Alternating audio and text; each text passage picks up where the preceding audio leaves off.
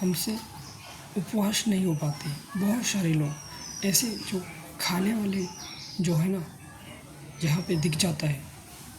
देखिए, आप ये लोग, यदि आप भगवान के भक्त हैं ना, तो आप ईमानदारी से रहेंगे और सच्चाई से चलेंगे।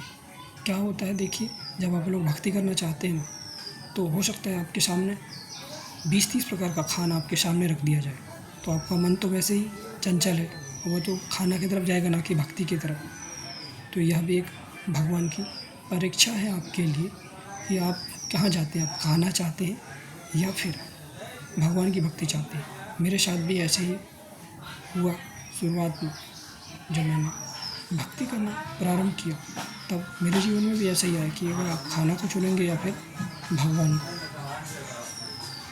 ऐसा मेरे जीवन में भी यह बातें और यह मेरी सोच में भी आई थी।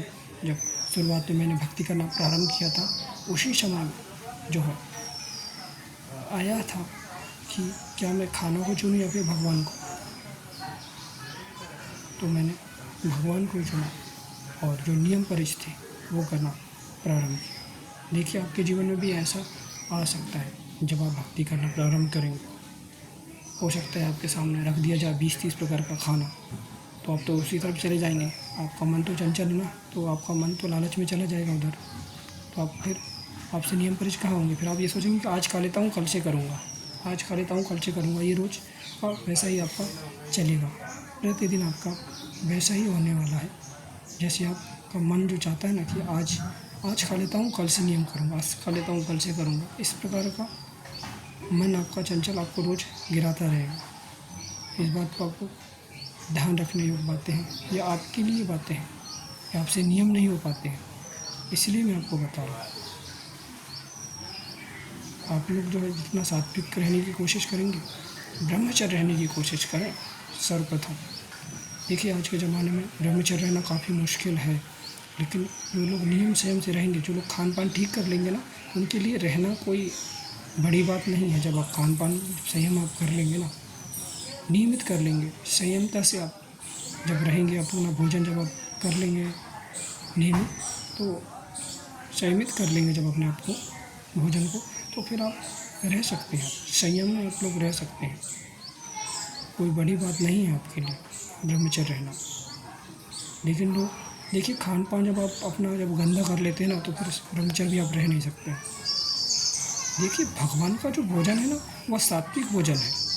और आप लोग, मुझे लगता है कि आप लोग भगवान से बड़े हैं। देखिए, भगवान उस भोजन को नहीं करते हैं, ना ही खाते हैं। आप लोग उस भोजन को खा रहे हैं। किस भोजन को? जो जिसमें दुर्गंध है, लहसुन प्याज का दुर्गंध है, मसाले इत्यादि का दुर्गंध है। वैसे तो भगवान को भी पसंद नहीं, भगवान खाते ही नहीं है, और आप खा रहे हैं, मतलब आप भगवान से बड़े हैं।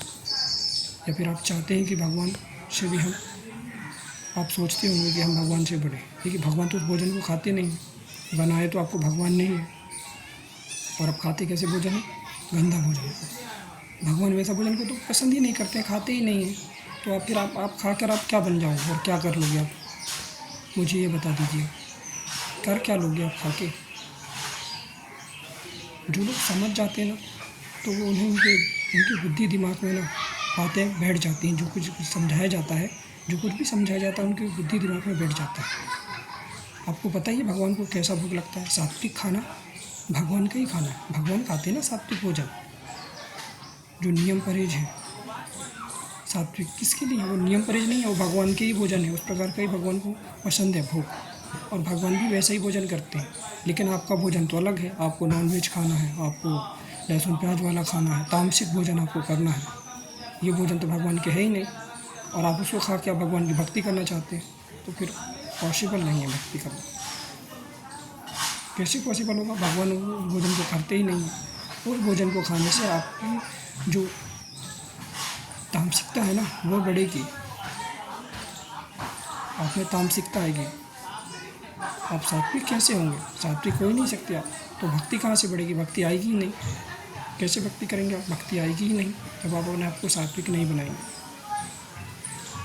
इसीलिए मैं आपको समझा रहा हूँ कि आप लोग कोशिश करें कि आप लोग सात्विक रहें, सात्विक भोजन करें और ब्रह्मचर्य का पालन करें।